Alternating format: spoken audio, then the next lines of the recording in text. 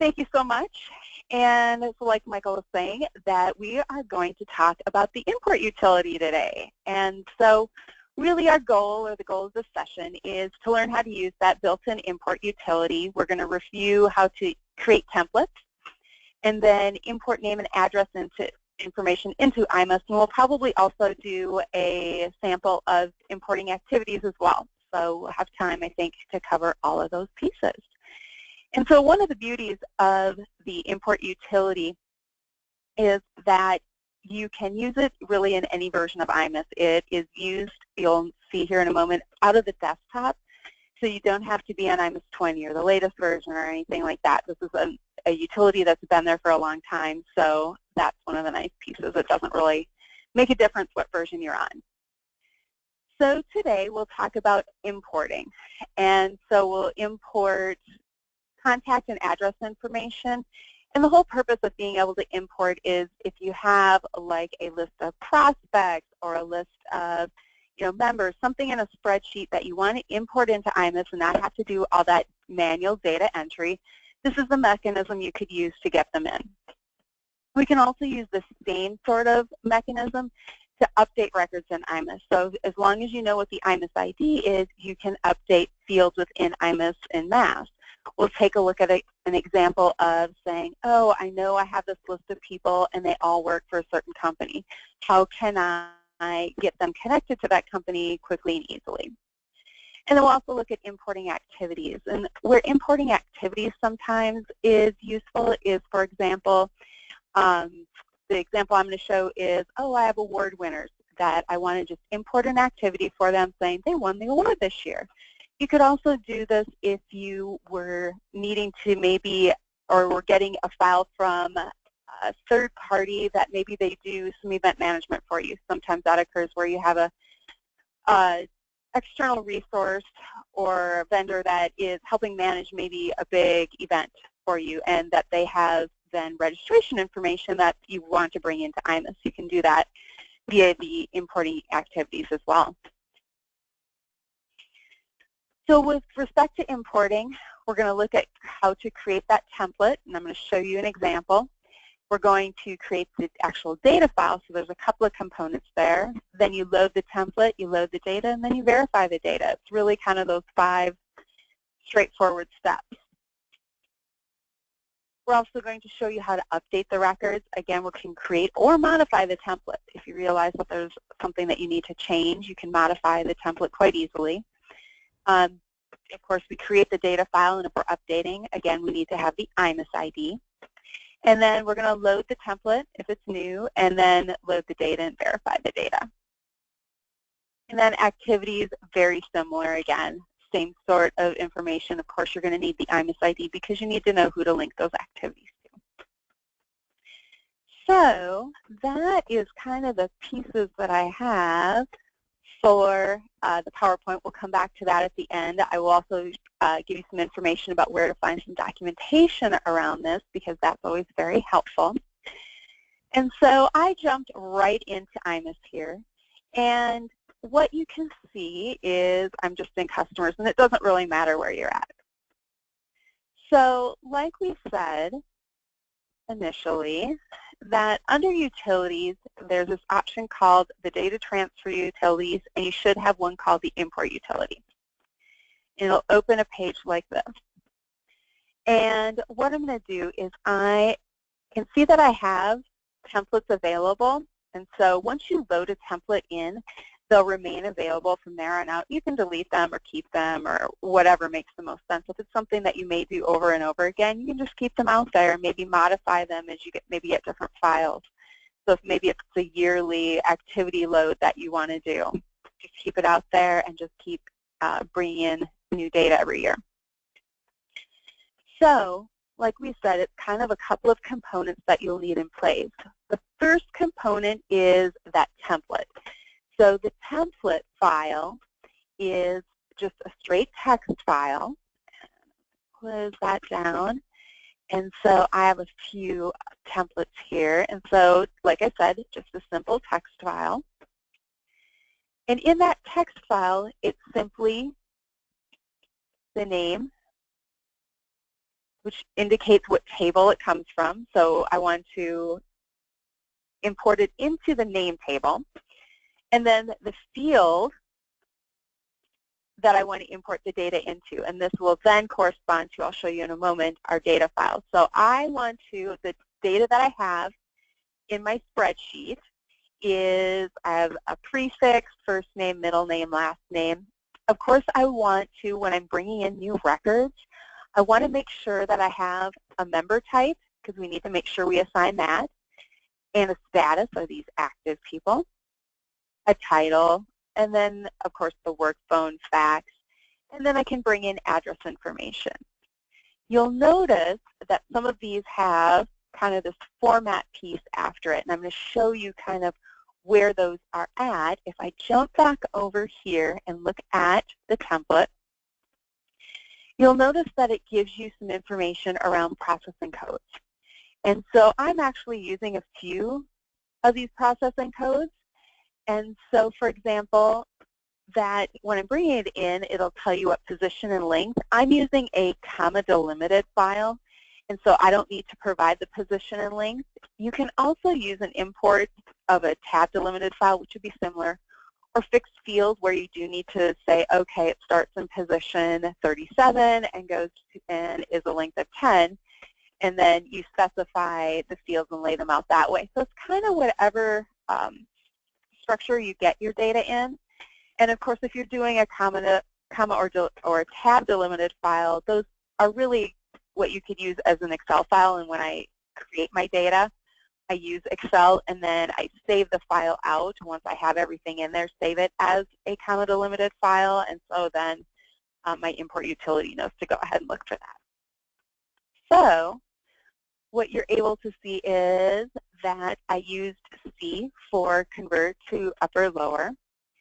Other codes that I used, I'm going to bring this up and shrink it down a little bit so you can see both. So you'll be able to see that. I also, for example, the telephone, I want to make sure that it gets formatted correctly.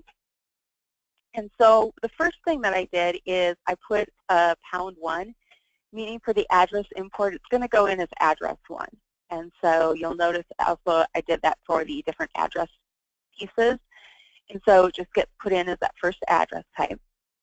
And then for work phone, and also you'll notice for the fax number, I have a P here too. The P means to use the phone formatting. And so really depending on the data that you're bringing in, you can choose the format and how it should be displayed. And so one of the things I also suggest is that as you're doing the import is you create your template based on the data information that you have. And then I usually do 1 or 2 test runs depending on how maybe it's successful right off the bat. But a nice test run will say, okay, I will maybe take 1 record out of my import file and make sure that it goes in, and I look at the record afterwards and make sure, okay, did everything go where I thought it was going to go? Does it look correctly formatted? If it does, then I'll load the entire rest of the file. But I like to do that just to kind of make sure everything looks okay. So here's my import template. The other kind of piece that I have and how I knew how to build that is I also have my import data file. So this is my import file, and I could, of course, it's a CSV file, so I could also open this in Excel as well. And so depending on if it's easier, and it's probably the format that's easier to get things entered in as, that I look and I decide, okay, what fields do I have? I have a prefix. Well, some of my folks don't have a prefix. So for example, Kevin just has a space then a comma. Have his name, first name, middle initial, last name. And so really this data is what helps me build out this template file. And so then I have just every record that I want to import is its own record here in my data file. So hopefully that kind of makes sense about how I get those built out. And I just include all the fields that I need, and I really match those up to the fields that I have in IMIS. And so like I said, Again, it's the table name and then the field that you want to import the data into.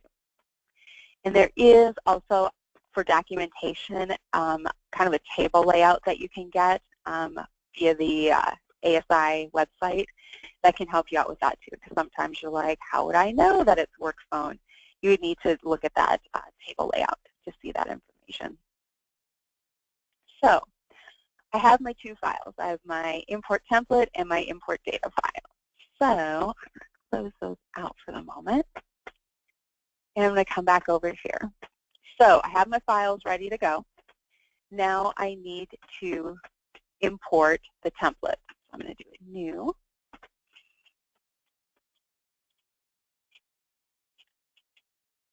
And you can name it whatever you like, whatever is going to make sense to you. This is going to be a comma delimited. And then it asks for the file to modify. You'll notice that you have a lot of different tables that you can insert records into, and so you kind of can look through. I'm going to choose name. Most of the fields that I have are in the name table, so it'll go ahead and import those in. You'll notice it'll also do name address. And then what I can do now is I could begin just typing in the information, so that information that's in my template file I could enter in here. It's easier usually to just import it in, so I'm going to do a load here, and then it's going to ask for the file that I want to load. And so I have my import template. So this is the template. It goes ahead and imports it, and you'll be able to see then that it brought in all of the fields that I want to import, the position and length, like I said, because we're using a comma delimited file, we don't need to specify that. And then it gives me those processing rules. And so if I had particular processing rules that I wanted to apply, you can see that those are being brought in as well. So now I have my template. This looks okay. If you get the template in and realize, oh, you know what, I don't want to include the fax number or something like that, or, oh, I forgot to put in a processing rule or something like that, you can make changes to this. And you can just edit this. So if I realize, oh, I spelled this wrong, I could just type in whatever the correct name was. Once I have this in, I'm going to click on Save. And now I have Import Template brought in. So the template's there. Now I'm ready to load the data. This is where it's a little less intuitive. The next step is, okay, so I have the import here. I press the Go button. When I do that, it opens up a dialog box, and I'm able to select my import data. I brought in the template. Now I'm ready to bring in the data. When I choose this, it goes ahead and brings it in. And you'll notice that it's going through my records here. And so if you have a very large file, it could take a bit of time, but you can kind of see it process. And then it'll say, oh, it's complete. So I think, okay, great, it brought that in. So now my next step is to do a find. And so I remember that if I look at my data file, one of the records was, the name was, I used something so I could remember it easily. And it was actually Kevin that I brought in. So I like to bring up this particular record, and then I kind of compare it again. I'm going to minimize this and open up my import data again. So I should be able to do that. So I can see, oh, first name, middle initial, last name, I got the title, I got the member type, the status, I have my phone numbers added in and my address information. Yep, that's exactly what I wanted to bring in. And so I could check multiple records just to make sure everybody got brought in. But that's really what I like to do, is kind of spot check to make sure all the fields fell where they were supposed to.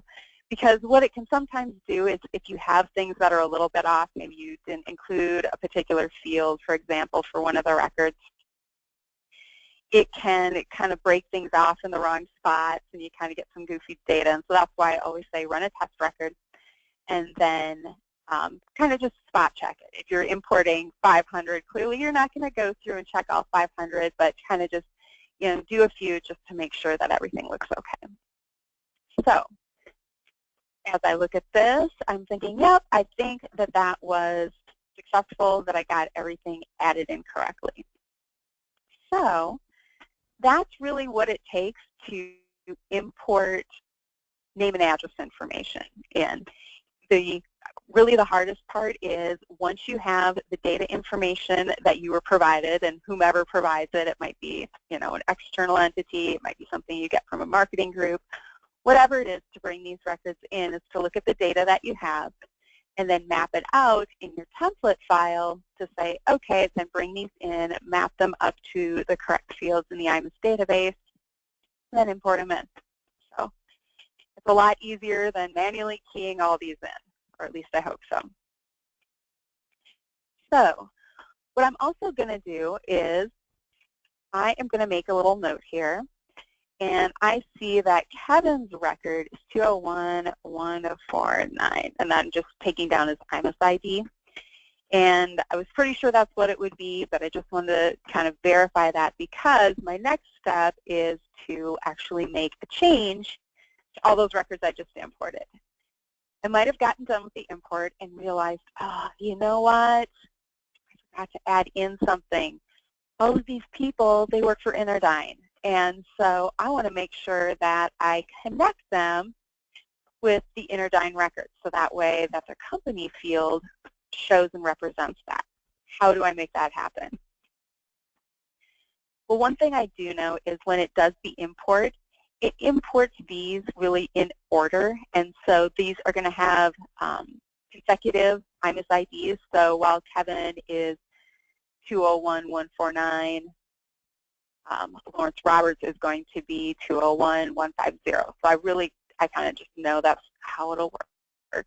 Or if you don't know that, you would have to go and say, okay, I need to pull in the IDs of everybody that I want to update. So I'm going to close this for the moment. And we did get one question in. Perfect. The question was, is there a way to specify the preferred mailing info? For example, mail, bill, or ship? You can, and I'm going to come back to it here. You can, with this, you can do the preferred mail indicator, and so what you would do is you would say that address 1, you do the %1, meaning if I said it's going to go to address number 1, I would also put this in and say that it would get marked as preferred mail. Something I did notice, and this is the reason why that is because the import utility was really built a long time ago. Like I said, it doesn't matter what version you have. The preferred ship and those kinds of things came a little bit later on. Although what I did notice, as just kind of a side note, is I brought everything in as address purpose 1. If you'll notice, it automatically checked them because that's the only address that they had. And so that's just kind of a little FYI for you to say, oh, if I don't specify, it's going to mark them all, especially if it's a new record, to bring it in. Now, if you brought multiple addresses in, you can do that. You would just bring them in. I'm going to open up my template here. And you would say, you'd have name, address 1, and then you would say, oh, it goes to number 2 or number 3, whatever it is, that you could specify that each one, and it wouldn't mark them all off if that's kind of just the default. So hopefully that kind of answers that question. I know it's a little bit different or a little bit weird just because it's an older version. All right, so next thing is I realized, you know what? I want to update the information.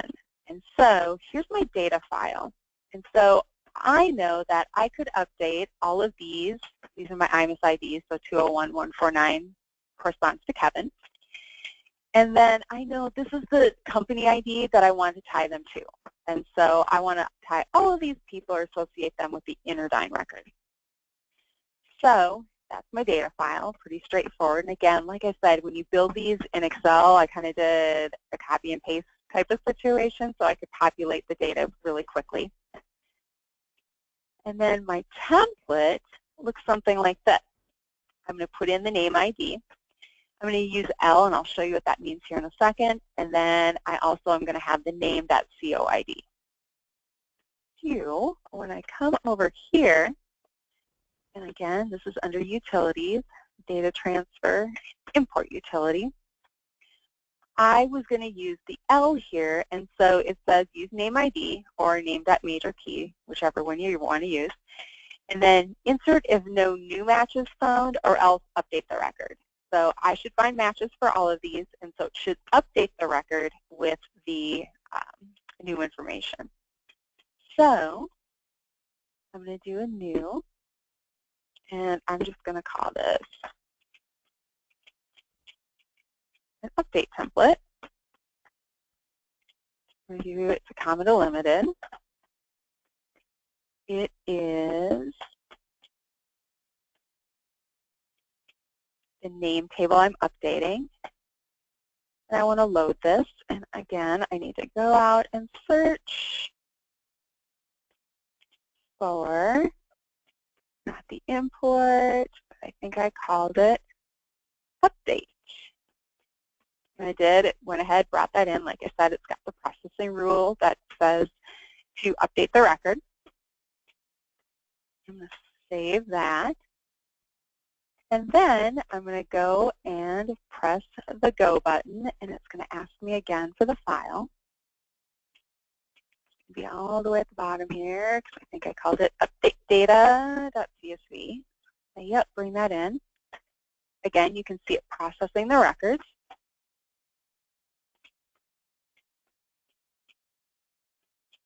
And then once that's done, what I want to do is I'm just going to click on another record, and then I'm going to bring up Kevin's record again.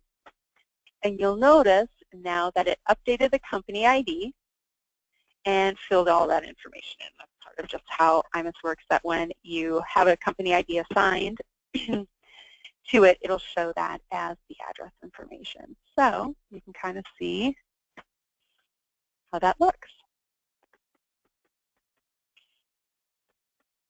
So that's kind of the update process. So you can both load and you can make updates. So if you want to make a mass update or that kind of thing, that option is available to you as well. So kind of bringing in new records or new information. Now, we were talking about name and name address, and that's kind of fairly standard. The other thing you can also do is if you have user-defined tables, so ones that you set up around maybe demographics or things like that, you can also import data into those tables too.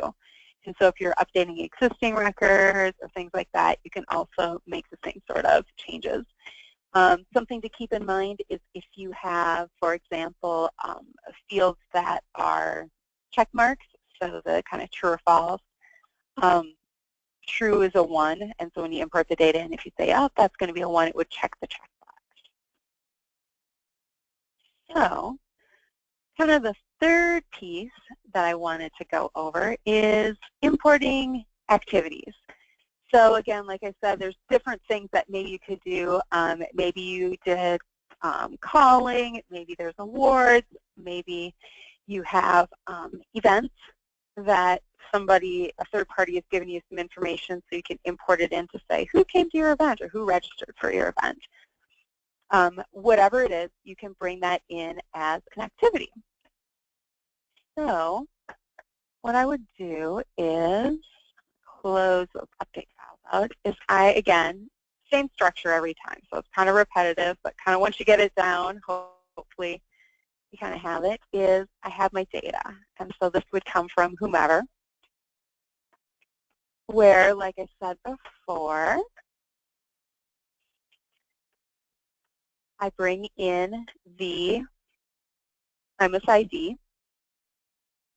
I give it the activity type, the date, and then kind of the product or the type that I'm bringing in, and then kind of a description. Actually, it's the title and then the description. And again, all of these fields are kind of dependent on, number one, the type of activity that you want to bring in. So this just happened to be an award activity, so I had certain chunks of information that I had for an award activity. If it were an event activity, that would look a little bit different. If it were a call activity, they're all going to have different fields that you're going to import into. And so it'll take a little bit to go and say, okay, what fields do I have and what do they map to? Again, it's something that you kind of look at based on your data in IMS. And I can kind of show you how you kind of work through seeing what information you want to bring in. So you kind of start with, here's the data. Then you look at the activity template that corresponds to it, so the template file that I built out. So I have the ID for these folks, the activity type, the transaction date, so when it happened, a product code, a description, and then a note. And that just happens to be what is defined for an award type. So like I said, this would be a little bit different depending on the type of activity you want to bring in. The other thing to keep in mind is that you'll want to make sure that the activity type actually exists. So you can kind of take a look and make sure that is available. So I'm going to jump back over to IMIS here. And Michelle, we did get a few questions on the last section. I don't know if you want to take those now or maybe at the end. Let's see. Why don't you ask them now? Okay, so the first is, does updating the name table automatically update the name address table as well? It would, depending on what you're updating. And so if you have in place that you do like flow down, which is, I'm guessing maybe where that's headed, is if you're doing company flow down, it would do that. So for example, I think it probably is enabled here as I'm looking at these, that I said, oh, I want to use the same address for company, flow it down to my business address. So it went ahead and did that. I think they match. So the answer is yes, it would enforce that. Perfect. And then it looks like the second follow-up is, are we able to make address changes using the same method?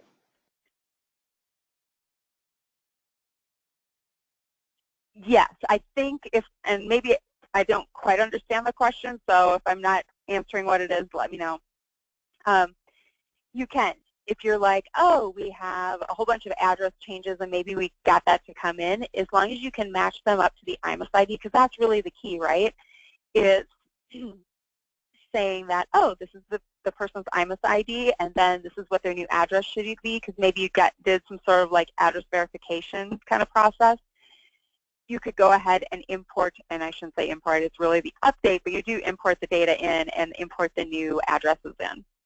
As always, here's the other thing that I probably should have said also right away. I always do tests, and if I were doing a large chunk of like updates especially, I'd probably say, do a quick backup just to make sure, you know, if anything bad were to happen, especially on an update, you know, getting new records in that are bad is like, you can probably quite easily do that. If you're updating existing records, always make a backup and have that available just in case.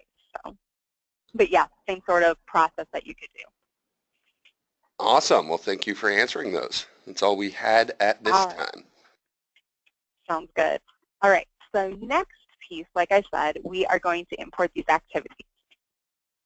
So same spot. I'm going to do a new award activity. I'm doing a comma delimited file. This time, I'm modifying activity. So I'm going to load my template here.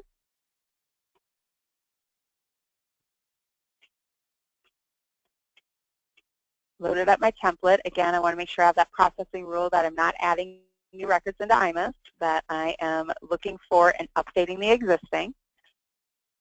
So that looks good. I'm going to click on Save, so it's there. And then I'm going to press Go. So where is that file? activity data, and it went ahead, imported those records. I'm going to see, okay. Hopefully all looks good, and so we'll see. I'm not sure if I'm going to have to update, pull it up. Nope, I didn't have to refresh his record. So now you can see, excuse me, in activities all, it brought in the type of activity as award, the date, the type, and of course this is depending on the type of activity, the description, the notes, and then if I had a status. How I know where and kind of to decide what fields are kind of available for an activity, and also conversely to determine if an activity exists, is if you look in customers under setup module and activity type, you'll have a list, and you can see that, I'm going to go to award, and it'll show the different types and status and description, so you can kind of see what's set up for that. And so you might need to modify that. Some of these allow you to edit depending on the type of user you are. But that drives the fields that are available. So if you're like, oh, we want to do a new activity type and bring that in, the activity types area is where you would set that up. Hopefully that kind of makes sense. And like I said, you can do this, and it's really a way to kind of get a lot of records in at any point in time. So you don't have to do a lot of manual typing or do things like through SQL or that kind of thing. The nice piece about using the import utility is that it kind of has all those IMS safeguards and whatnot. So for example, the question along the lines of, oh, will it kind of do that, will flow through work and kind of copy that down if I have that enabled. And so it does do things like that and make sure things are formatted nicely. Or if you're bringing it in through SQL, you have to jump through some more hoops and also be a bit of a SQL, not an expert, but know a little bit about SQL to make sure everything gets updated. So this kind of makes sure all that the appropriate tables get updated. Okay, and we actually did have a clarification question off the last ones. Did you want to go over that now? Perfect. Okay, sure. So it was just to clarify, if I'm updating only address information for customers, I would be updating name, name table and not the name address table. Nope, what I would do, and this is where it's a little bit of a gray area, and I'm going to come back to it because that's an excellent question. Because under import utility, when you choose your table to modify, if you notice, and I know I went through it kind of quickly, and so if you blink, you might not have seen it. So for the most part, I was choosing name. And so if, for example, it was all addresses, even though I still have like name ID in there, but most of my fields in my template file or the fields that I'm updating are in name address, I probably would do name address. It'll do both, and you can also do that mix. So for example, you'll notice that in my original import data template, I had both name and name address. It'll do all of them, and so it goes through because the name and name address are kind of clearly very related together. And so, but if I were just doing completely address changes where I was updating name address, I probably would choose that instead. Okay, perfect. Thank you for that answer. Right. Yes. All right. And really, I guess that kind of takes me to the end. And let me shift over here and do this.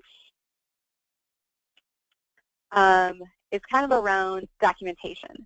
So documentation, if you go to help.ims.com, they call it data transfer utilities. You kind of have to search a little bit deeper for that one. I would say it took me a little bit longer, and the only reason why is because this feature has been in there since, I don't know, I know it was in 10.6 for sure. So it probably dates even further back than that, and so that's been quite a while.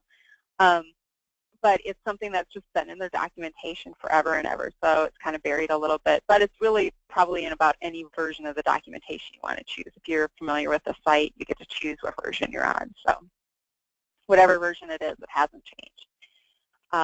So kind of looking out there. as far as documentation.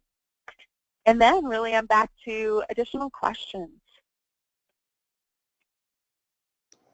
Okay, perfect. Yeah, we didn't have anything in the queue, but we can give them a couple seconds to think anything over. Sounds good. Like I said, with this, really the hardest part and probably the most difficult is saying, okay, I have this data. And then saying, okay, I just need to set up that template file and map it in. And then, like I said, I am kind of, double check before I do anything, make a backup. And then I also bring in one record. So basically I take my data file and I'll say, I'm going to take the top record, and I say, okay, bring that in. Does it look okay? Did it update everything correctly? And yep, everything looks great. Then I'll go ahead and bring the other one in. So kind of one of these measure twice, cut once type of situation.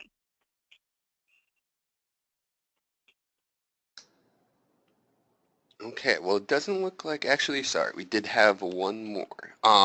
Our database has more than 3 address options. I see that there is a code for the 3 existing address types. How would we add a new address and give it an address type name? That is a good question. I don't know that you can. Like I said, the import utility is extraordinarily old, and so I am not quite sure. I can follow up on that and say, okay, will this work if you, say, have address 4, address 5? But I would need to follow up with ASI to find that out. I haven't had to do that. Well, thank you for the good question then. It's always, whenever we don't know the answer, that's always kind of a good case, because then we can figure it out.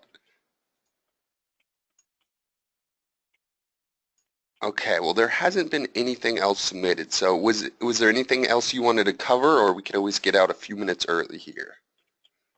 Nope, I think that is really all I had. So. Okay, well, perfect. Well, yeah, if any later questions do come up, please feel free to reach out to myself, Michelle, or even your account executive. And yeah, on behalf of everyone at Interdon BMI, we just want to thank you for your attendance. Thank you much. Bye, guys.